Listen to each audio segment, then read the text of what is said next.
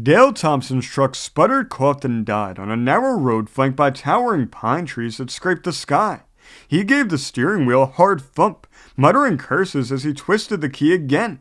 The engine turned over but refused to catch. He checked the fuel gauge. The needle sat stubbornly on E.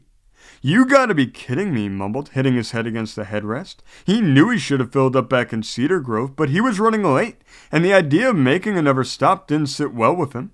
He looked around.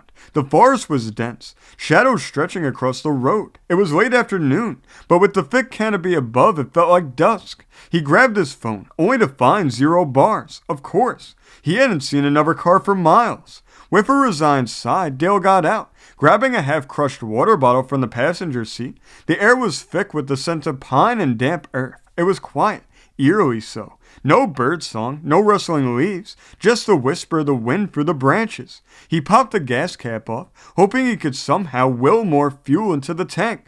No such luck. He tossed the cap back on and started walking. The man at the bait shop in Cedar Grove had said there was a gas station about 6 miles up the road. Nothing fancy, but they got what you need, he had assured Dale. 6 miles wasn't ideal, but it wasn't the end of the world either.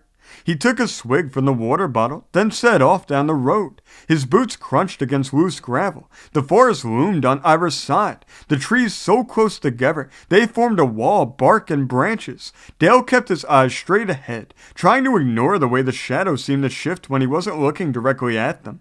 After about half an hour, the road took a sharp curve, and Dale saw something that made him stop cold.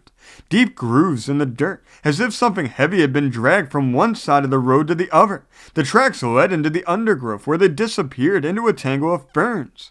His mouth went dry, but he shook it off, muttering, probably just a deer. But he picked up the pace all the same, his footsteps quicker, more urgent. Another mile in, he heard the snap of a branch behind him. He whirled around, heart pounding, but saw nothing, just trees and shadows. He kept walking, but his shoulders were tense now, every sound amplified.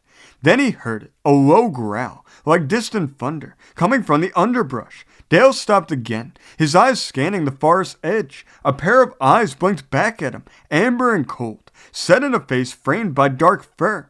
A black bear.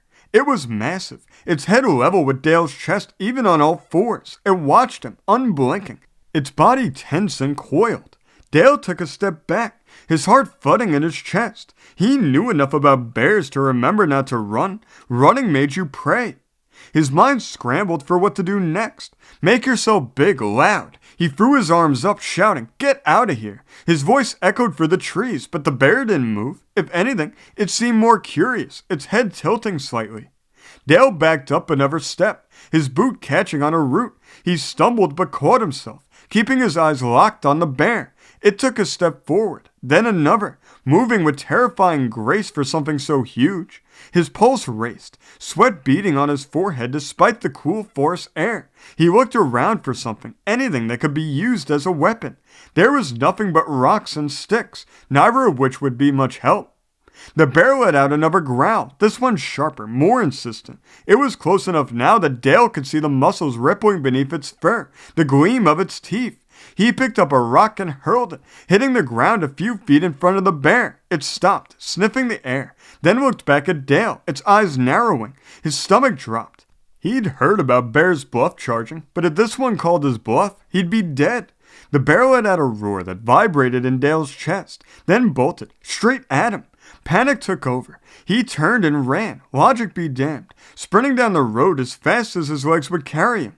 He heard the bear's paws thudding against the dirt, the snapping of branches. He didn't dare look back.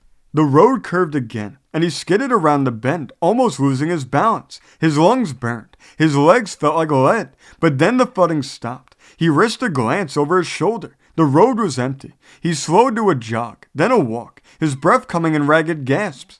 There was no sign of the bear. It must have lost interest or decided he wasn't worth the effort. Either way, he was grateful. But now his legs were shaking, his heart pounding so hard it hurt. He leaned against a tree, trying to catch his breath, trying to get the image of those eyes out of his head.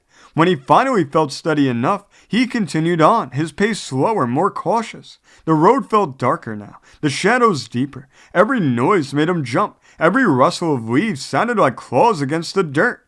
After what felt like hours, he saw it, a weathered sign with peeling paint that read, Jim's Gas and Groceries. The building was small, a relic from another time, with a single gas pump out front. Dale let out a shaky laugh, relief washing over him. He staggered up to the pump, only to see a handwritten sign taped to the handle, out of gas. No, no, no, no, he kicked the pump, pain shooting up his foot. He slumped against it, burying his face in his hands. All of that for nothing. He took a moment to gather himself, then began the long walk back. The road stretched out before him, even more ominous now that he knew what was out there. He walked slower, exhausted, his shoulders slumped. Then he heard the rumble of an engine behind him. He turned to see an old pickup truck rolling up, rust along the fenders, paint peeling. It slowed as it reached him, the driver rolling down the window. "You okay, buddy?" the man asked. He looked to be in his 60s, his face lined and weathered, a cigarette dangling from his lips. "You look like you've seen a ghost." "Ran out of gas," Dale croaked. "Walked all the way to the station, but they're out." The man nodded, taking a drag from his cigarette. "Yeah, Jim's been dry for a couple days now. Supply truck's late again." He glanced at the bed of his truck. "You're in luck, though. Got a gas can back there. Enough to get you to Cedar Grove, at least." Dale's shoulders sagged with relief. "You serious? That'd be a lifesaver." The old man grinned, his teeth yellowed from tobacco. "Hop in. I'll drive you back to your truck. Wouldn't want you running into any critters out here."